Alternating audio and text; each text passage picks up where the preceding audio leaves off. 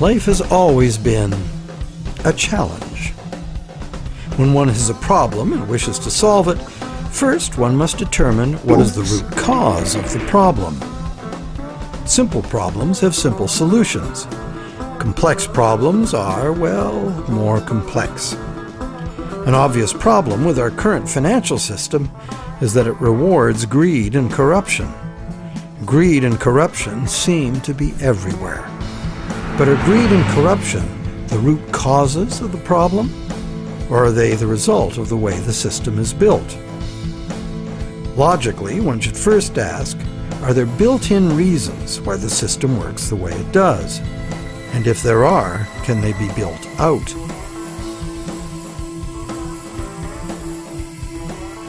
Some say the basic reason the system is unstable and leads inevitably to corruption is the charging of interest. As explained earlier in this series, in our current bank credit as money system, the principal amount of a bank loan is simply created from the borrower's promise to pay back the principal plus interest in money. But the money to pay the interest is not created. The obvious but untrue conclusion is that it would therefore be mathematically impossible to pay off all debts. Many who call for money reform call for the abolition of interest as the solution to the problem. But is interest really the problem? Yes, there would be a serious mathematical shortage if all loans were concurrent and had to be paid back in one lump sum. That problem might apply to gangland loans and sometimes to farm loans, but that's not how the banking system works in general. Bank loans usually get paid back in a series of payments over a period of time, and for good reason. Money is both a stock, the amount in existence at any one time, and a flow, the transactions over time that the money is used for. Flow works like this. If I, the rich guy, lend you $1 and that was the only dollar in existence, the stock, could you pay me back $100? Well, if it had to be paid in one lump sum, no. That other $99, the interest on the loan, would be impossible to pay. It would be impossible to pay even in $2 payments, because there is only $1 in existence. But if I let you pay me the $100 in $1 payments, magic happens. In fact, in $1 payments, you could pay me back any amount of interest if you lived long enough. The only condition required to make full payment of a $100 debt with only $1 in existence is that I give you the opportunity to earn or otherwise get that dollar back each time you pay it to me. This is the flow. And by means of the flow, the same dollar can be paid any number of times and becomes effectively many dollars, all legitimately representing the work done to earn them. It is always the work, the real value, that pays the debt and gives the dollar its value, not the dollar itself. The relationship in our example is dreadfully unequal because the man with the money has enslaved the man without it, just like the real world, some would say. But a simple loan at interest need not produce a shortage of money or cause unpayable debt if flow is 100%, as in our example. Flow is the real measure of economic activity. It's much more significant than the stock in a money system, as it multiplies the effective money in circulation. Given that today we use an exclusively debt money system, what is flowing in all these transactions is credit or promises to pay money. This credit is ultimately nothing more than the promises of borrowers to pay this credit back, usually according to a time schedule and usually with interest added. To pay this credit back, most of us will have to work and earn it by being productive. So, therefore, the real value of the money that flows in our economy today is created by our promises of future productive work. We take a loan in order to have something now rather than later. We agree to pay interest on into the future, thus reducing our future spending power, often by more than the amount of the original loan. However, with an understanding of flow, we see that there's no intractable arithmetic problem with the charging of interest. The problem is a social and systemic one. Lenders have neither obligation nor incentive to spend all their interest income so that the borrowers can earn it again and again. In fact, money lent once into existence is lent as existing money a second and a third time in expectation of more gain. The problem is basically one of incomplete recycling, where money needs to be spent, earned, and used to extinguish the debt that created it. It is instead lent or invested for gain. In other words, money that must be extinguished is, instead, expected to grow forever.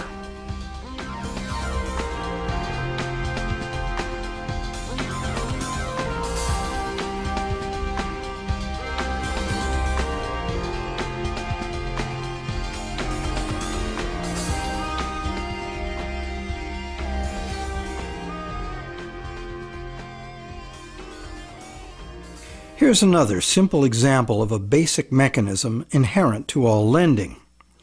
Let's say I lend you $100 and you spend it into circulation. It eventually ends up in the possession of someone who doesn't need to spend it and decides to lend it instead. Now once again, let's say this is the only $100 in existence, so you have to borrow it from the secondary lender in order to pay off your debt to me. But now you have to borrow it from me to pay the secondary lender. This twice-lent money has become a perpetually unpayable debt. This debt can never be extinguished, nor even reduced without a default. Notice that interest doesn't even enter into this equation. The problem of perpetual debt remains, interest or no. And even if the money itself is of intrinsic value, like gold or silver, or if it is issued by governments as cash, twice-lent money creates perpetual debt exactly the same way.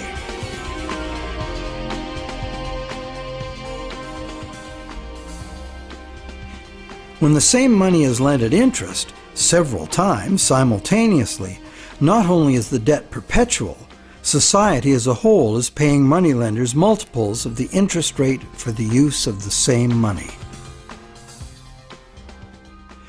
There's an expectation that existing money should increase indefinitely by being lent at interest. But this requires us to mentally divorce the money from the debt from which it came. However, the reality is, every dollar created today has a scheduled appointment to be extinguished as a principal payment on the loan that created it. And that's why debt money can't be separated from the debt that created it. It's like a yo-yo spun out into circulation in the economy for a while and then pulled back in at the appointed time. In order for the yo-yo to be free to return, all of the debt money needed to extinguish the debt has to be available to be earned. The flow must be complete. Can't we just pay off these debts with other money? But what would other money be? Today, the amount of physical cash and coin in circulation is very small. Almost all money is bank credit, debt money. So if almost all money comes into existence the same way, then it's valid to picture each debt money dollar as having its own cycle from creation to destruction. So, the question, can we pay off debts with other money? No, there is no other money, as all of it is similarly committed to debt in one form or another.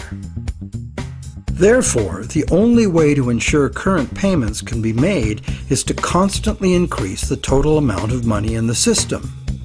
But more money in a debt money system means more debt, so the debt hole in reality just deepens. Since debt is money in this system, it creates the fantasy of wealth for a while, but fantasies must come to an end. The day of reckoning can be pushed back, but only by passing the debt on to generations yet unborn, which is precisely what we are doing now. Government debt piles up endlessly. Corporate debt piles up, consumer debt too. As long as total debt keeps increasing, the system can stay ahead of the debt monster. But all of this debt is an absurd fantasy that our descendants will surely never repay. Nor would they be advised to, as repayment of debt would eliminate the money stock and plunge the world into a depression. Once real growth levels off due to the inherent limits of human productivity or the limited resources of a finite planet, this growth-dependent money system can only resolve its impossible arithmetic in a destruction of value. This can either happen through a deflationary spiral of credit defaults and falling prices, or by the devaluation of the money unit. Taken to extremes, either course of events will destroy an economy and even a civilization.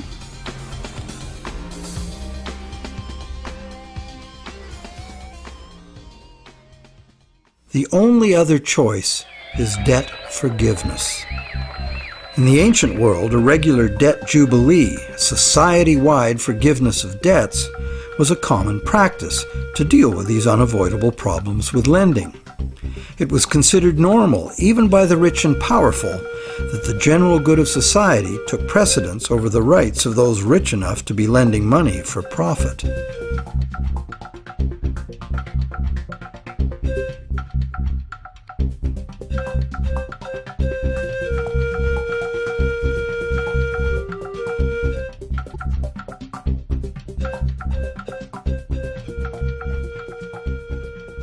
Some say that the money system's problems would be solved if we returned to using gold for money, or silver, or some other limited or hard commodity like oil or energy in general. They argue that this prevents money from being created in excess and backs it with real value. However, it also makes those who actually possess the selected physical substance the only ones with real money. Everyone else would only have a claim on real money.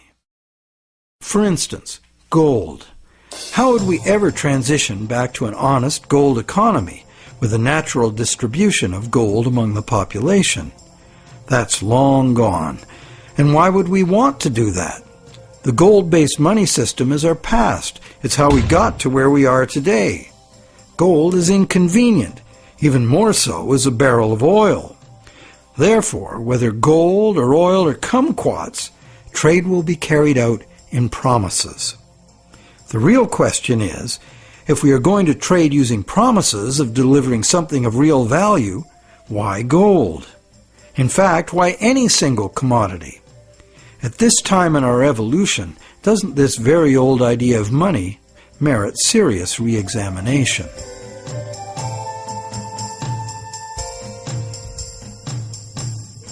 It can be argued that our current elastic debt money is backed by real value, every bit as meaningfully as gold. That's because money, most of which is created as mortgages, represents the value of the assets pledged as collateral.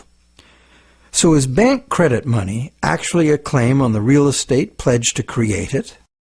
Not directly. Bank credit money can be a claim on anything. Now, anything includes the real estate pledged as collateral, so it can be a claim on the real estate that was pledged to create it. So how is a promise of real estate any less valid than a promise of gold?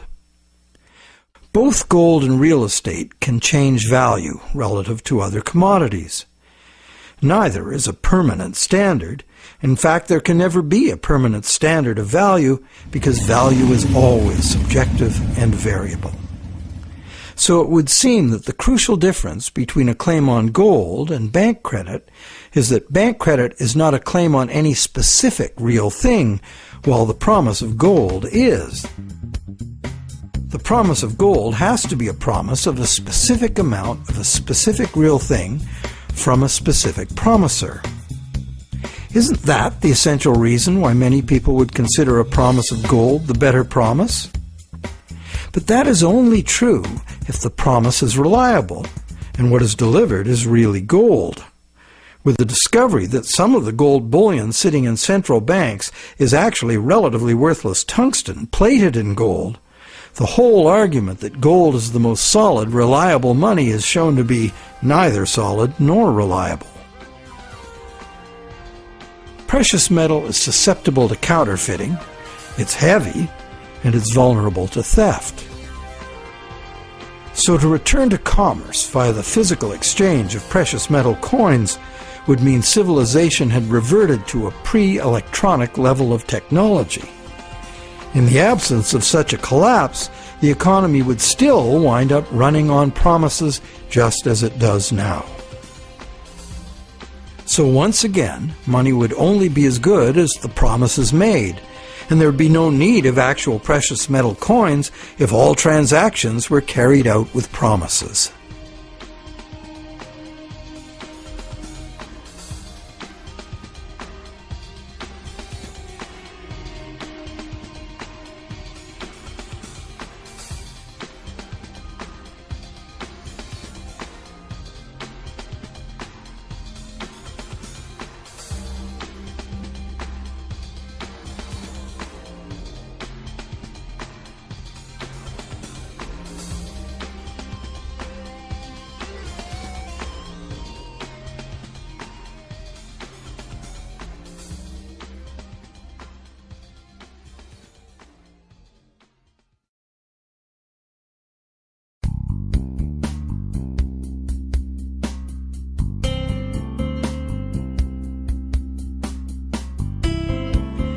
The fundamental question is, what does the need for money to enable trade have to do with the amount of some shiny metal there is, or the amount of any single natural resource or commodity, or real estate for that matter?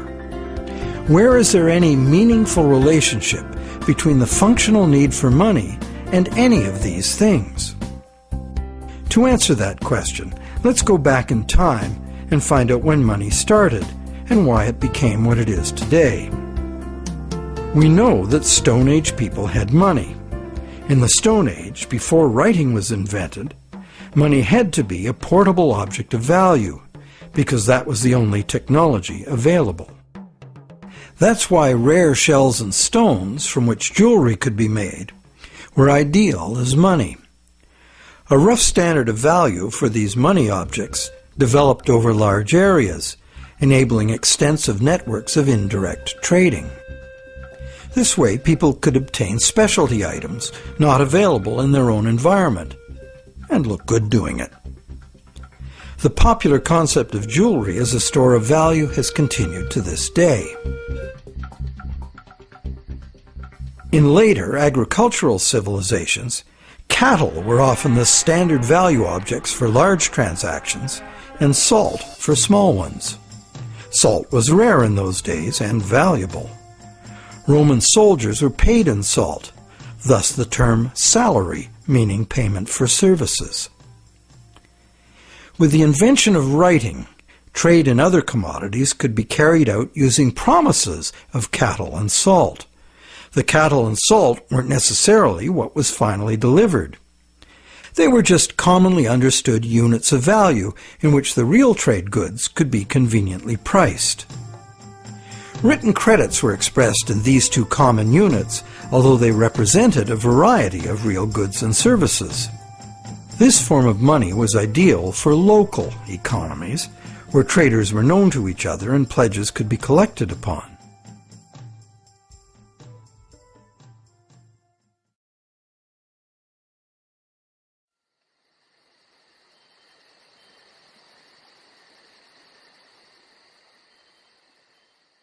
Agricultural surpluses allowed some people to leave the farming to others and specialize in particular crafts.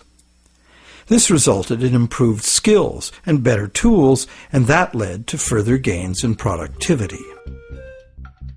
This specialization of labor required increased trade, as more people opted to produce a single item of enhanced value. They would then need to trade their specialty for the broad spectrum of necessities that past generations had produced for themselves. But direct barter was inefficient. So more trade led to a greater need for money. Over many centuries, various forms of money were tried. Eventually, gold and silver coins proved to be the most useful money objects because they were conveniently portable and similarly valued across large areas of the civilized world. They were also easily standardized for weight and purity, and did not require enforcement of value by some authority, nor redemption in goods from someone far away. Thus, for very good reasons, gold and silver became the universally successful international currencies, accepted as final payment of debt almost everywhere.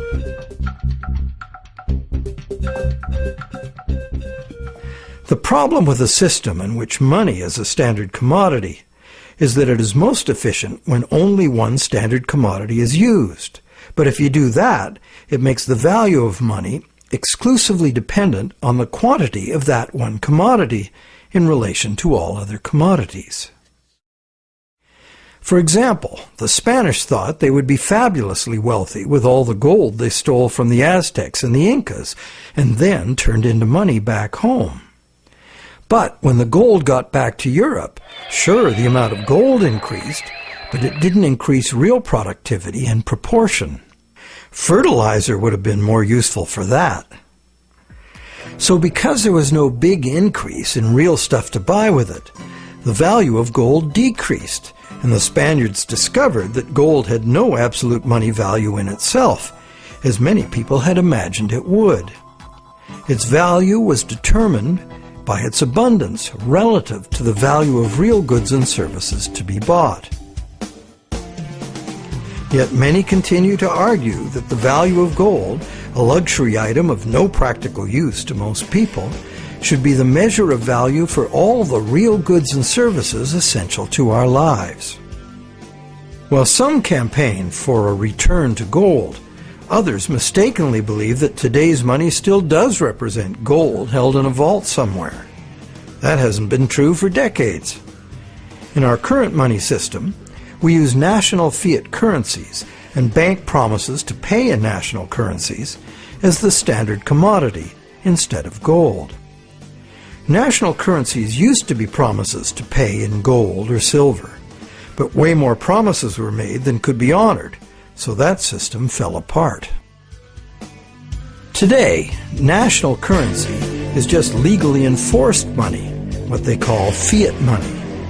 That is, it's money you have to accept because the government says so. To many, this government fiat money is just worthless paper. But is it really?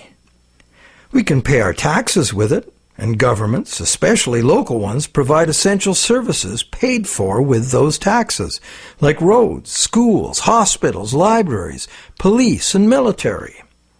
So government fiat money isn't worthless at all. Now, it is true that consumers of government services have no individual free market choice as to what their tax money is spent on and what services they receive. In fact, many taxpayers may not want those services. So therefore, this money can rightly be accused of being monopolistic, coercive, and socialist. But government is coercive, monopolistic, and socialist by nature, isn't it? What else should it be?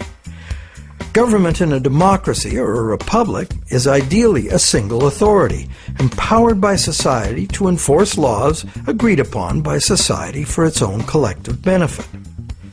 In a free market economy, government must provide the level playing field of law within which the free market can function. And it also has to provide the referees to enforce the rules of the game. Those who are nostalgic for the freedom of the frontier should recall that the first thing early settlers usually did was elect a sheriff and build a jail and collect taxes to pay for both, for good reason. So government fiat money isn't inherently worthless by nature. Governments at all levels offer vital services in exchange for it. It only becomes worthless when government creates too much of it, which it often does, and for the worst reasons. While many reformers are fixated on the differences between gold and fiat currency, what's more important is the essential similarity. Being single, uniform commodities, gold, silver, national currencies, and bank credit all share the characteristic common to monies for millennia past. The more money there is, relative to the real things available to buy, the less the money unit is worth. Thus, the total quantity of money in circulation is extremely important to maintaining the general price levels. And today, this quantity is largely determined by the demand for new money to purchase real estate and speculative equities. This makes the supply of money for general trade particularly vulnerable to real estate and stock market bubbles.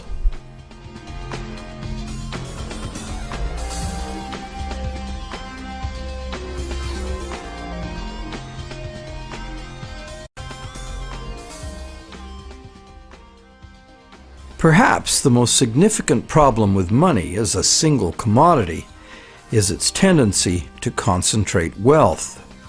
Those who have no money must get it from those who have it to lend. Anyone with extra money can lend it at interest, and if, rather than spending all of the interest, they add any of it to their lending capital, they will accumulate even more money to lend. One reputable study counted all the ways we pay interest, directly on our own debt and indirectly in prices and taxes for corporate and government debt. This was compared to the interest we earn from all sources. This study found that only the richest 10% come out ahead. The next 10% do little better than break even, and the remaining 80% pay more than they receive, the poorest losing out the most. Now, in our current bank credit system, money is created as debt to banks. This debt is required to be repaid to the banks in money, either fiat cash or bank credit. Therefore, the ability of all borrowers to repay depends on the availability of fiat cash or bank credit. The supply of fiat cash is controlled by the nation's central bank, but fiat cash makes up only a very small proportion of money. Usually about 95% of all money is bank credit. And who controls the availability of bank credit? The banks? Well, on the one hand, what the banks can do is constrict the supply of credit any time they want to, with high interest rates or by just not granting loans. On the other hand, the banks can lower interest rates and encourage borrowing, but they can't expand the money supply unless borrowers are willing to borrow. If cautious and reliable borrowers are in short supply, banks must take bigger risks, as interest must be paid to depositors and banks cost money to run. The bank credit money supply is, as they say, highly elastic. And because it's based on the willingness of borrowers to borrow and the reliability of borrowers' credit, it is vulnerable to both rapid expansion and drastic shrinkage. Also, everyone is legally obliged to pay in money. Now, money in reality is just an accounting of debt, and accounting follows strict rules, so the whole situation is governed by inflexible numbers. That's why a sudden shrinkage in the money supply caused by some defaults has the inevitable follow-up effect of causing more and more defaults and even more shrinkage of the money supply. This self-reinforcing downward suction leads us into economic collapse and the economic and social absurdity of unemployed, dispossessed people camping outside their empty, vandalized homes. And what does the government do about it? It loads bankrupt taxpayers with astronomical fantasy debt that will never even be reduced, never mind paid off.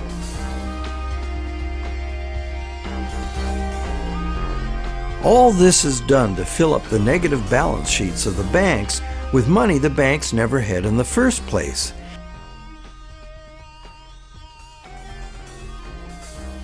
And then they use it to pay themselves obscene bonuses. Life is good for those who know how to play the system.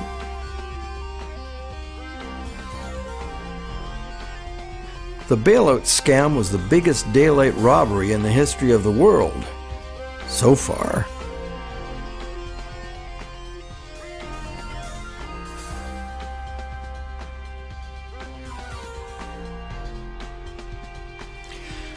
All of these tendencies of the money as commodity system are features of the system itself. The greed and corruption comes in as those who understand the system profitably surf the inevitable waves of boom and bust. Those who understand the system know what's coming and even precipitate it when the time is ripe for them to take advantage of disastrous mass events for their personal and political gain. But it's the structure of the system itself which gives them the opportunity.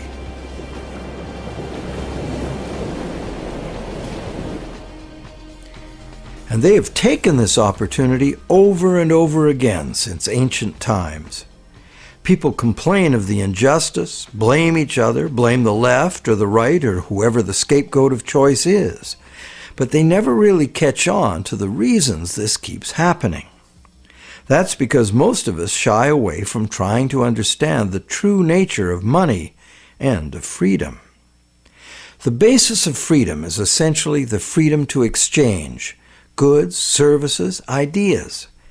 If you create something in proven demand, you and only you should have the right and the freedom to create and spend the credit money needed by someone to buy it.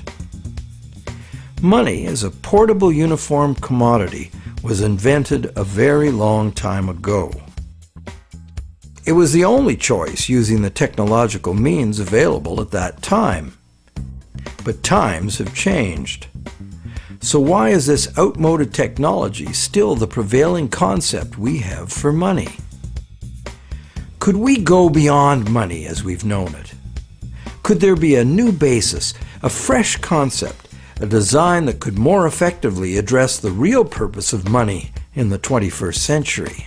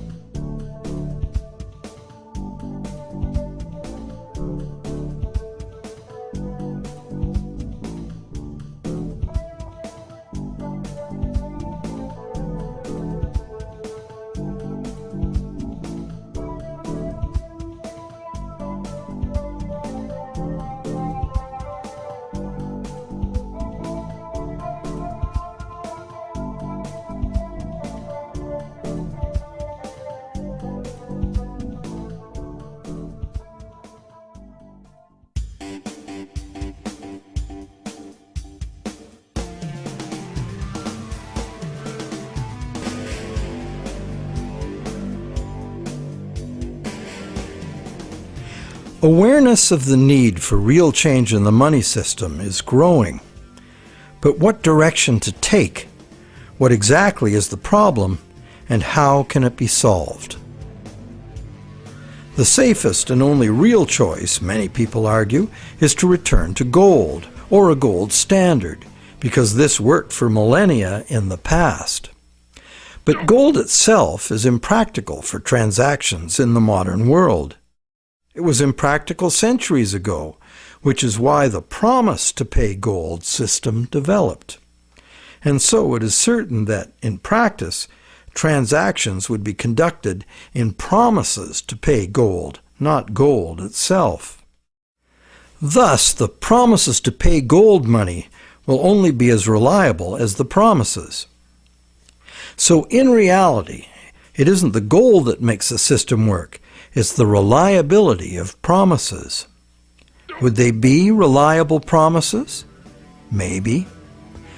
But what we would be using as money would be like the old goldsmith's promises, made in the knowledge that only rarely does anyone ever ask for real gold.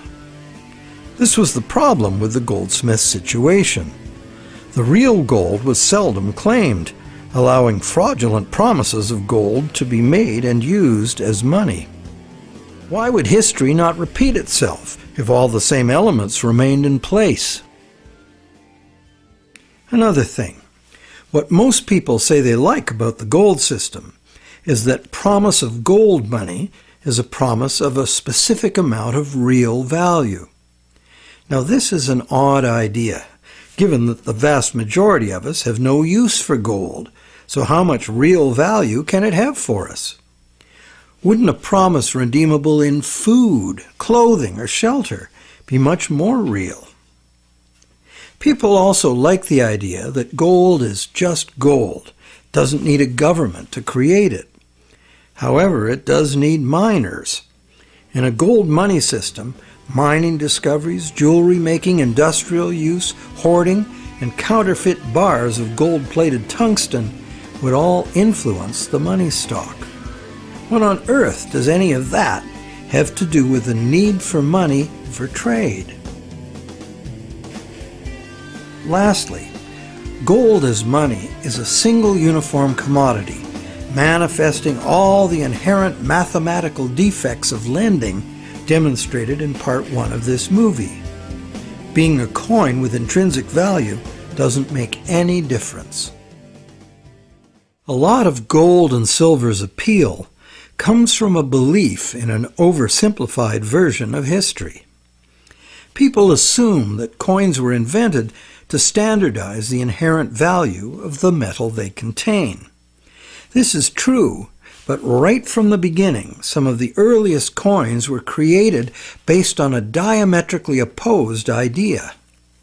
This was done because the rulers at that time foresaw the inevitable negative consequences of using limited supplies of precious metals as money. Therefore, they chose to avoid that route. Instead of precious metals, these rulers struck coins of iron or copper and defined their value by decree. What's more, these coins by decree were heated and dipped in vinegar, so the metal they contained would have no intrinsic value. These coins were in fact the original and true fiat money. They were merely tokens of value, money created by law and enforced by the ruler's authority.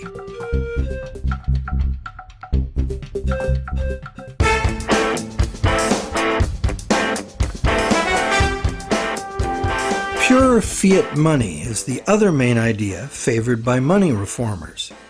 They would restore fiat money to its true status as a national government monopoly on money creation. This current of money reform, in stark contrast to the gold advocates, insists that true money is fiat money by authority of the state. This money is to be simply spent into existence as a promise by the state to accept the same money back in payment of taxes. The taxes are compulsory, and the state also promises to enforce the acceptance of this money in court. These are very reliable promises and can result in very reliable money. if not abused. The problem these fiat money reformers have with the current system is that government has given away this power to private bankers and is now borrowing at interest money it could create itself with a few keystrokes, just like the banks do. This results in a massive unpayable national debt on which interest will forever be paid.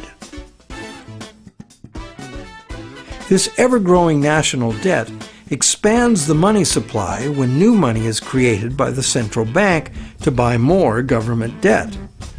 And the interest burden, passed on through taxes, adds to the cost of almost everything we buy, one way or another.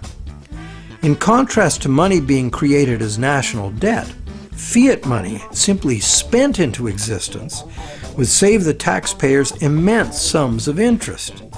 It would free future generations from impossible debt, and it would forestall the tendency to inflation because the money supply would not grow forever with the national debt, as there would be no national debt. In the fiat money system, taking fiat money out of circulation by means of taxes preserves or restores the value of the remaining money in circulation. Not taxing it back sufficiently would devalue it.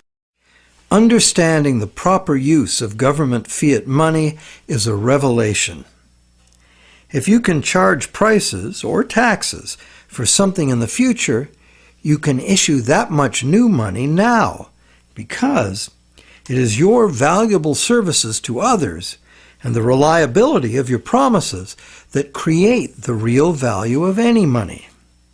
The government can honor its promises to accept its money back in taxes, and it will make your debtors pay you in government fiat money if you take them to court. These are good reasons why government-issued money works now, and why it would work if governments just self-issued this credit instead of borrowing it from banks. But in this pure fiat money system, the money supply must still be determined by central authority. Therefore, the money supply is still limited, monopolistic, and managed from above. They have the power to create money, and you have to get the money from them. They also have the power to create way too much money and spend it on wars and other unproductive activities without the approval of those whose productivity gives that money its value. In the current system, these inflationary debts are now beyond absurd, threatening to crash the entire system and drag the whole world into chaos. To save themselves, governments are now laying impossible claims upon the productivity of generations yet unborn, a truly hopeless cause given the overall world situation.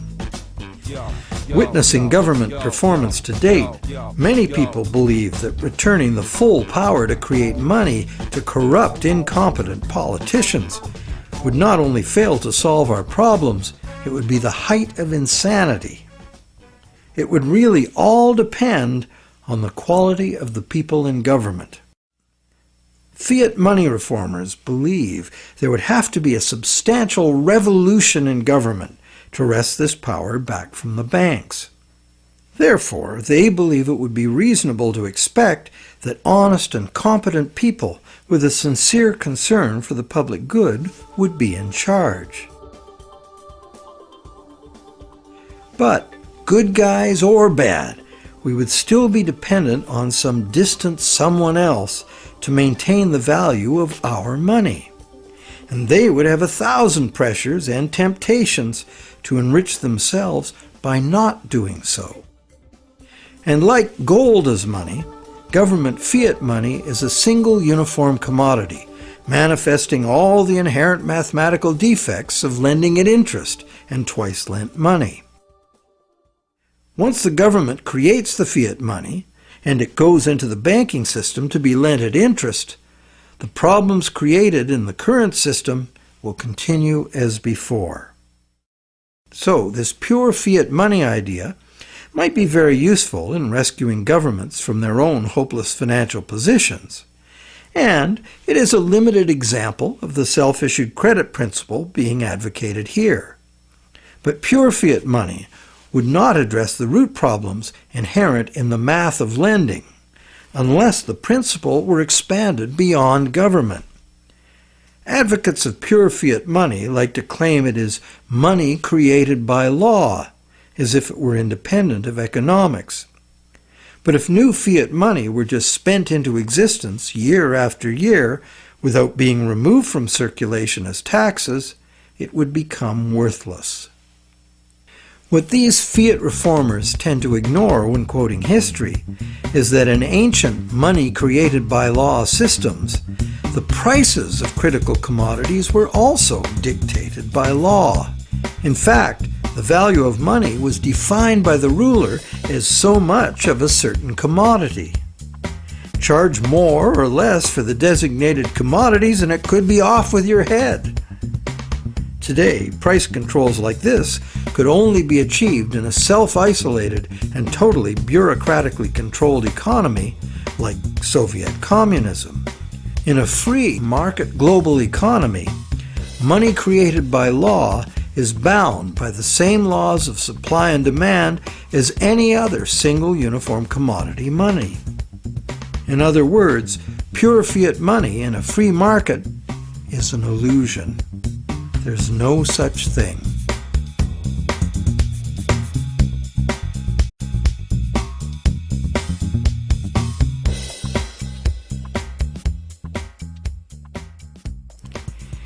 In the third stream of money reform are the various types of so-called alternative currencies, all of them based on some concept of money being created as self-issued credit. Many examples of such systems exist today all over the world. Some are very successful business-to-business barter networks, in which businesses create product credit money to use among themselves, independent of banks and government, and usually interest-free. Such systems are tolerated, and in Switzerland the existence of the Weir system is generally credited with stabilizing the banking system by expanding when the conventional system contracts and vice versa.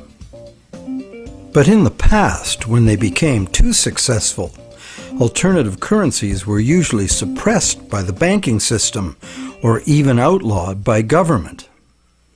So, active suppression is the most significant external problem. The most common inherent problems with these systems are their limited scope and acceptance, their operating costs, and the unreliability of member credit. What the conventional banking system provides, worldwide reach, affordability, credit checks, and debt enforcement, are the necessary services that are usually inadequate or prohibitively expensive in the alternative systems. Once the small group of idealistic and honest originators are joined by members exhibiting the full range of human behavior, alternative systems discover they must deal with cheaters. Some are deliberate cheaters, others just not too conscientious about their debts. And at the opposite end of the spectrum are the hyper-conscientious people who won't issue credit because they are afraid they won't be able to fulfill it. A self-issued credit system cannot work if the members are afraid of issuing credit. And that is why it makes far more sense that government and essential industries like farming, forestry, mining, manufacturing, and construction should be the main and widely accepted sources of self-issued credit, not vulnerable individuals trading haircuts for pottery. However, we are talking about creating a truly liberated system of exchange. Therefore, in this proposed new system, anyone would have the freedom to issue credit, because only voluntary acceptance would determine the circulation of it. The costs of accounting in self-issued credit systems could be overcome entirely by emerging technologies, allowing the creation of a digital coin. Digital coins could be passed from one owner to another, peer-to-peer, so that no bookkeeping and no third-party involvement, like banks or PayPal, is required. This leaves only the problem of achieving global spread. Thanks to technology again, this could now be achieved at little cost and at the same rate and with the same ease that the existing social networks like Facebook and Twitter have spread. So there is a positive answer to all the questions we've posed in this movie.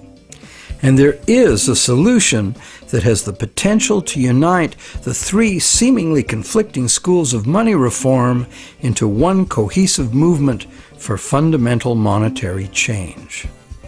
Because, when examined closely, be it gold, tax receipts, or someone's goods and services, all three schools of money reform are really calling for the same thing. Money that is redeemable for something specific from someone specific. Once one comes to that realization, it becomes obvious that self-issued credit for the full range of goods and services in demand would necessarily include gold, silver, and government tax receipts, as these are also things in demand. We just need to look beyond obsolete beliefs to see the heart of the situation. The all-inclusive self-issued credit system, the basis for almost all so-called alternative currencies, could contain within it both the precious metal and the payable for tax models of money without any contradiction.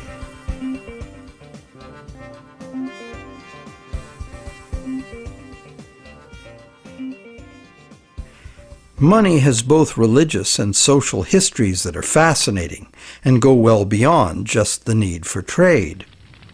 But for our practical purposes in this presentation, money is the invention that overcame the limitations of direct barter. Money is, therefore, a technology, a way to solve a problem. Most of us would agree that we have a problem with our money system. This is no surprise once we realize the current system was designed by bankers in their own interest, and governments wanting to pump out artificial money to wage war and pay for it with the hidden form of taxation called inflation. It was not a well-thought-out project of mathematicians and engineers seeking to create a money system for the general benefit of humankind. There are now many people, including mathematicians, engineers, and even cartoonists, trying to rethink money as the need to do so becomes obvious. In this presentation, we've proposed that we return as close to direct barter as we can, because doing so would anchor the money system directly to the real-world things we want to exchange. The destructive flights of fantasy money that have brought the current system to its breaking point would not be possible. Self-issued credit is not a new idea. It is, in fact, an idea as old as numbers and written record keeping. That is very old. However, only with our new technologies can it finally achieve its full potential as an international medium of exchange. And this transformation is already underway. Extensive electronic barter networks, some with their own currencies, exist among businesses right now. These could grow into a new global money system. In Canada, Canadian Tire money has been a self-issued credit for goods currency for decades.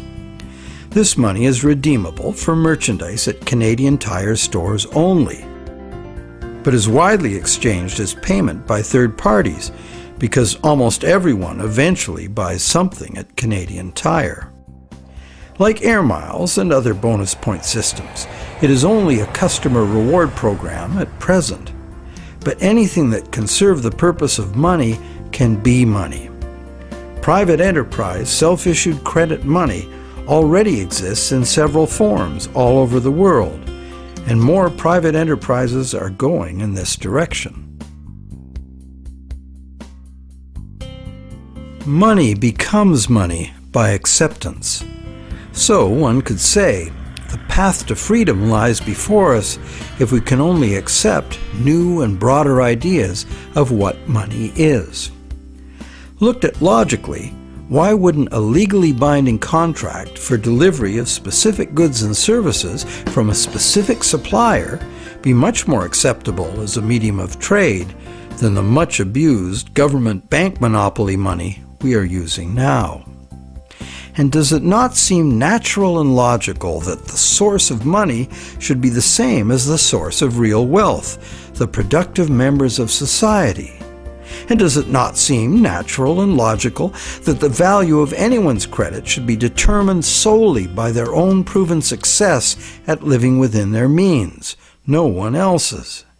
And does it not seem natural and logical that the value of what we have earned with our work and productivity should not be susceptible to being destroyed or stolen by the gambling of some very greedy people? We hope that watching the Money is Debt series has given you insights into why our money system functions the way it does.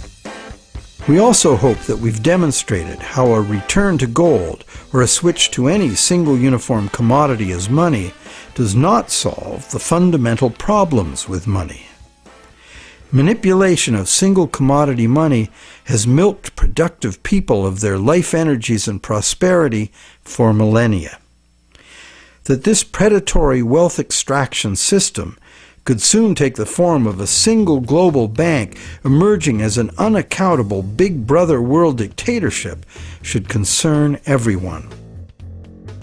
We hope you're encouraged to do your own thinking about money, a subject that has been ignored and misunderstood by the public for much too long, to our great disadvantage. And, not to criticize without offering an alternative, we have, in this final movie of the series, offered a comprehensive and detailed picture of how a radically new economic system might work if interest-bearing product vouchers were the medium of exchange, thus eliminating money as a commodity in itself. Instead, money would be a global measurement unit like minutes, meters, and tons. The existing physical situation on this planet is not sustainable, and the number one technical obstacle to doing anything serious about it is the current growth-addicted money system, which is itself unsustainable. The crisis is upon us. If you'd rather think about solutions than despair about the problems, think about taking back our money power with self-issued credit. Join with others who realize the need for radical change and spread this knowledge and understanding as fast and as far as you can.